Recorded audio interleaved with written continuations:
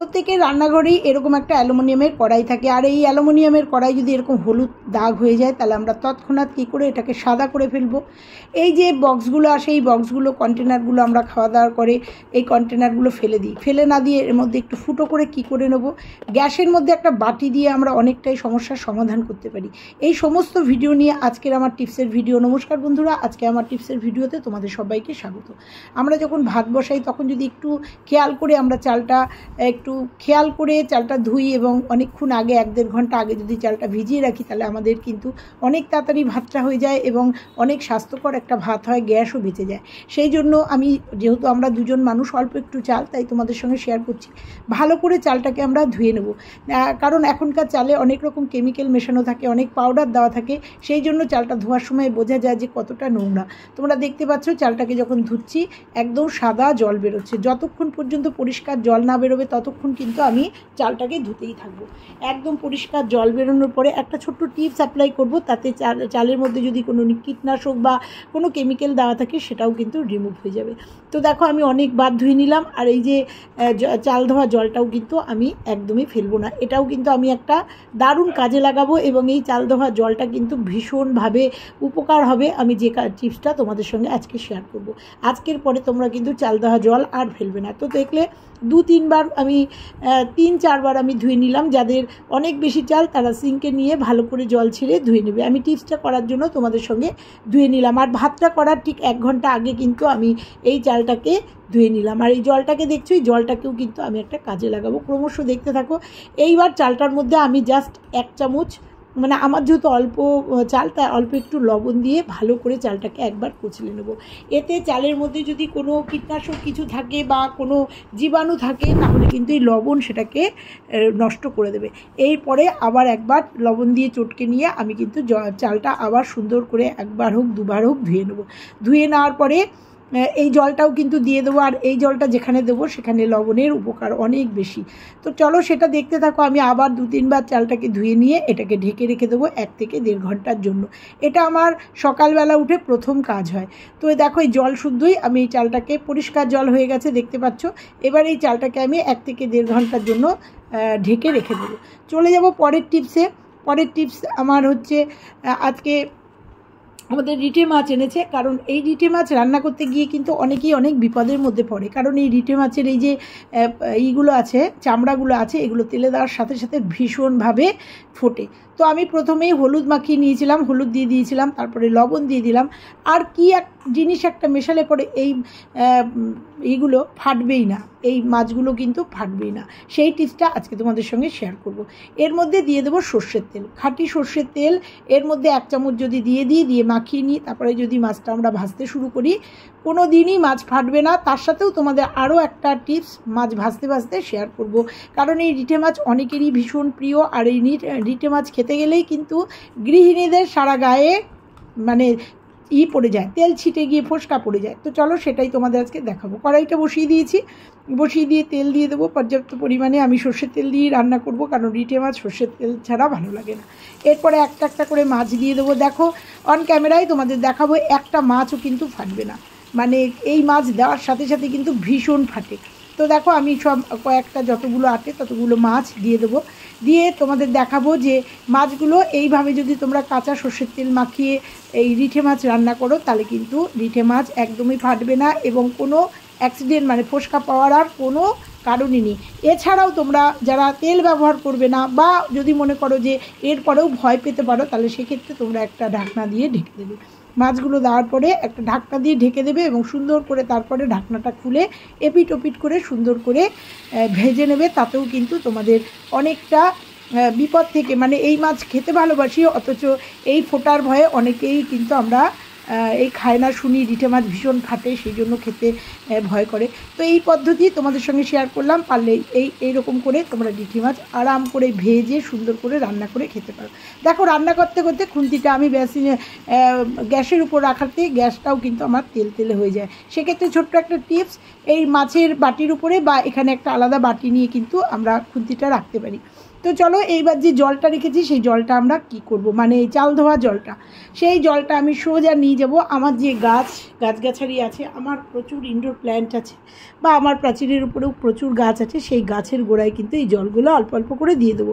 আর লবণ থাকার জন্য গাছের গোড়ায় যদি কোনো কেঁচো, কারণ এইসব টবের মাটিতে প্রচণ্ড পরিমাণে ছোট ছোট কেঁচো হয়, তো এই লবণগুলো থাকার ফলে সেই কেঁচোগুলোও কিন্তু এই মাটি থেকে চলে যাবে বা মরে যাবে।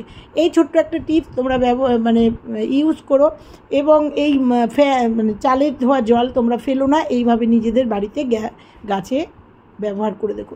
এদিকে চলে এসেছি, এসে দেখছি ভাত উতলাচ্ছে, সেক্ষেত্রেও একটা টিপস দেবো, ভাতের মধ্যে একটা হাতা দিয়ে দেবে, তাতে ভাত উতলাবে না, সুন্দরভাবে ভাতটা হয়ে যাবে এবং উতলে পড়ে গ্যাসটা কিন্তু আমাদের নোংরা হবে না। তো দেখো আমি একটা হাতা দিয়ে দিলাম, তোমাদের একদম অন ক্যামেরায় প্রমাণ দিয়ে দিলাম।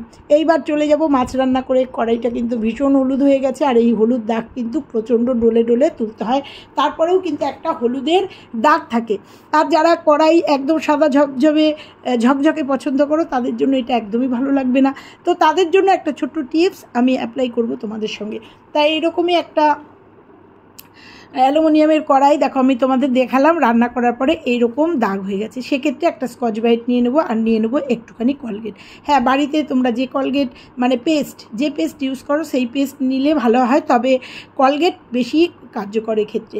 তো দেখো কলগেট শুধু আমাদের দাঁত পরিষ্কারই করে না, কলগেট আমাদের সংসারে অনেক কিছু পরিষ্কার করে। কলগেটের অনেক গুণ, অনেক টিপস আমার চ্যানেলে আছে, তোমরা দেখে নিও।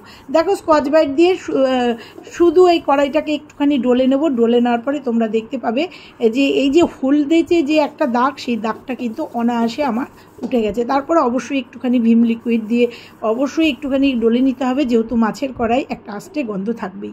তো দেখো এরপরে আমি একটু ভিম লিকুইড নিয়ে নিয়েছি, ভিম লিকুইড নিয়ে জাস্ট একটুখানি মেজে নেবো, কারণ মাছ টাছ রান্না করলে একটা আস্তে গন্ধ থাকে, সেক্ষেত্রে কলগেটেও চলে যায়, কিন্তু ভিম লিকুইড নিয়ে দেখো সুন্দর করে একটু ডলা দেওয়াতেই কিন্তু আমার কড়াইটা একদম পরিষ্কার হয়ে গেছে। আমি একটু স্টিল উল নিয়ে জাস্ট একটু ডলে নিলাম, ডলে নিয়ে তোমাদের সামনে ধুয়ে নিয়ে এসে দেখাবো। এইরকম ছোট ছোট টিপসগুলো যদি আমরা রান্নাঘরে অ্যাপ্লাই করতেই থাকি না, তাহলে আমাদের রান্নাঘর যেমন জীবাণুমুক্ত থাকে, তেমন কিন্তু পরিষ্কার পরিচ্ছন্ন, এবং আমাদেরও কিন্তু মনটা ভালো লাগে। কারণ রান্নাঘরের হাঁড়ি কড়াই যদি পরিষ্কার না থাকে, গৃহিণীদের রান্না করতে ভালো লাগে না, নোংরা কড়াইয়ে কারুরই ভালো লাগে না রান্না করতে। আর এই হলুদের দাগ যদি বসিয়ে দেওয়া যায়, তাহলে পরিষ্কার না করা যায়, তাহলে দিন দিন এই কড়াইটা একদম বৃষ্টি আরও ডিপ হয়ে যায়, হলুদের দাগটা বসে যাবে এবং কড়াইটা দিন দিন খুব বাজে দেখতে হয়ে যাবে। তো দেখো আমি সুন্দর করে ডলে নিয়ে ধুয়ে নিয়ে এসছি, দেখো একদম পরিষ্কার হয়ে গেছে, পরিষ্কার করাই একদম নতুনের মতো। চলে যাব তারপরে টিপসে। আমাদের এই কন্টেনারগুলোতে বিরিয়ানি যে কোনো খাবার আসে, কিন্তু খাবার খাওয়ার পরে কিন্তু আমি এগুলোকে ফেলি না ফেলে এগুলোকেও কিন্তু একদম ইউজফুল জিনিস বানিয়ে ফেলি। এর আগেও আছে, আজকেও তোমাদের একটা টিপস দেখাচ্ছি। তো একটা শিক গরম করে এটার মধ্যে একটু ছিদ্র করে নিচ্ছি। এই যে ওয়েস্টেজ মানে এই যে কন্টেনারের পেছনে জাস্ট একটু শিক দিয়ে ফুটো করে নিচ্ছি গরম করে, কারণ এটা গরম না করলে ফুটো হবে না। সেই ফুটো করে নিচ্ছি, ফুটো করে নেওয়ার পরে এটা কি কাজে ব্যবহার করব, এই রকম কন্টেনার ফেলে না দিয়ে আমার চ্যানেলে আছে আমি কি কাজ করেছি সেইটা দেখানো অনেক আছে, এবং ভীষণ উপকারী টিপস। তোমরা দেখো, নিশ্চয়ই ভালো লাগবে। আর আমার চ্যানেলের এই ভিডিওগুলো দেখার পরে আমাকে কিন্তু অবশ্যই জানিও যে কোন টিপসটা তোমাদের সবথেকে ভালো লেগেছে। তো চলে এসেছি, দেখো আমাদের বাসন, সিঙ্কে প্রচুর বাসন রয়েছে, আর এই বাসন খাওয়া দাওয়ার পরে কিন্তু এই বাসনের যে কাটা থাকে, সবজিগুলো ওয়েস্টেজ থাকে, সেগুলো কিন্তু আমরা বাসনের মধ্যে রাখলে পরে বাসনে একটা দুর্গন্ধ বেরিয়ে যায় পচা জিনিসের, বা আমাদের সিঙ্কের যে পাইপটা আছে সেটা কিন্তু খাবারগুলো গিয়ে আটকে যায়। বা এগুলো যদি আমরা ওয়েস্টেজ পটে রাখি, ওয়েস্টেজ পটটাও কিন্তু নোংরা হয় এবং পচে গন্ধ বেড়ে যায়। সেক্ষেত্রে আমরা যদি এরকম এই কন্টেনারটাকে ফুটো করে নিয়ে সেই খাবারগুলো এর মধ্যে রেখে একটা পাত্রের উপর এরকম করে দাঁড় করিয়ে রাখি, তারপরে জল ঝরে গেলে যদি ওয়েস্টেজ পটে দিই, তাতে আমাদের সিঙ্কটা যেমন পরিষ্কার থাকবে, আমাদের ওয়েস্টেজ পটটা নোংরা হবে না, এবং সুন্দরভাবে আমরা ব্যবহার করতে পারবো। কেমন লাগলো আজকের এই টিপসটা? চলে যাব পরের টিপসে। গ্যাস, আমরা অনেকেই তো সবাই তো গ্যাস ব্যবহার করি, অনেক সময় আমরা গন্ধ পাই, গ্যাস থেকে গন্ধ বেরোচ্ছে, গ্যাসের গন্ধ বেরোচ্ছে, কিন্তু বুঝতে পারি না যে কোথা থেকে গন্ধটা আসছে। সেই টিপসটা তোমাদের সঙ্গে আজকে শেয়ার করব। আর এইটা কিন্তু অনেকের বাড়িতেই হয়, সেটা ভরা গ্যাস থেকেও হতে পারে, খালি গ্যাস থেকেও হতে পারে। আমাদের অনেক সময় ক্যাপ হারিয়ে যায়, ক্যাপ খুলে যায়, বা ক্যাপ লাগানো অবস্থাতেও কিন্তু আমাদের এটা হয়। সেখানে একটা বাটির কামাল দেখো, একটা বাটি দিয়ে কি করব তাতেই কিন্তু আমরা বুঝতে পারবো। তো এই রকম যদি কারোর ঘরে হয়, একটুখানি বাটিতে করে জল নিয়ে নেবে, জল নিয়ে ক্যাপটা খুলে জাস্ট এর মধ্যে একটুখানি জল দিয়ে দেবে। জল দিয়ে দিলে তাহলে তোমরা বুঝতে পারবে যদি এখান থেকে লিক হয় তাহলে কিন্তু বুড়বুড় করে বুড়বুড়ি উঠবে, তাহলে বুঝতে হবে যে এখানে লিক হয়েছে, তৎক্ষণাৎ গ্যাসওয়ালাকে ফোন করতে হবে বা কোনো ব্যবস্থা নিতে হবে। আর যদি আমার এখানে বুড়বুড়ি বেরোচ্ছে না মানে এটা লিক হচ্ছে না। এইভাবে কিন্তু আমরা ঘরোয়া যারা মেয়েরা থাকি এইভাবে কিন্তু এটা পরীক্ষা করে নিতেই পারি। কেমন লাগলো এই টিপসটা অবশ্যই জানিও। করে চলে যাব আমার শেষ টিপসে। শখ করে পর্দা কিনে নিয়ে এসেছিলাম, আর পর্দা কিনে নিয়ে আসার পরে ঘটে গেছিলো বিপত্তি। কারণ এই পর্দাগুলো লাগানোর পরে দেখেছি একটু ছোট। ভোরবেলা যখন ঘুম ভাঙে তখন রোদে চোখের মধ্যে রোদ এসে পড়ে, বা দুপুরবেলা যখন শুই তখন প্রচণ্ড ঘরে আলো হয়ে যায়। কারণ যেহেতু আমি কাচের জানলা আমার, সেক্ষেত্রে এখানে কিন্তু অনেকটা ফাঁকা হয়ে থাকে। দুটো পর্দা টেনে নিয়েও কিন্তু এই ফাঁকাটা আমি কভার করতে পারি না। যেহেতু দুটো পর্দা নিয়ে এসেছি আর এখানে 3টে পর্দা লাগানোর কোনো জায়গা নেই, সেক্ষেত্রে ছোট্ট একটা টিপস, কারণ এরকম অনেকের বাড়িতেই কিন্তু এই সমস্যা হয়, ছোট্ট একটা টিপস তোমাদের সঙ্গে শেয়ার করব। এক্ষেত্রে আমরা যে মাথায় ক্লিপ বাঁধি না, কাঁকড়া ক্লিপ, সেই ক্লিপ একটা লাগিয়ে দিতেই পারি। আর দেখো সঙ্গে সঙ্গে কিন্তু আলোটা বন্ধ হয়ে গেল। তাছাড়াও যে আমরা যে ক্লিপগুলো দিয়ে আমরা কাপড় চোপড় মেলি আটকে দিই, সেই ক্লিপগুলো দিয়ে কিন্তু আমরা যদি এই জয়েন্টটা আটকে দিই, পরে খুলে দেবো যখন ঘরে আলো ঢোকার দরকার আছে তখন খুলে দিলেই কিন্তু হবে।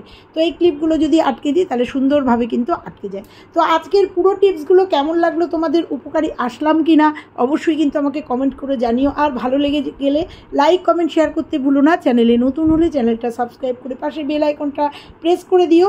এরকমই নিত্য নতুন অনেক টিপস নিয়ে আবার আসছি। আজকের মতো বিদায়, টাটা, সবাই ভালো থেকো, অপেক্ষা করো।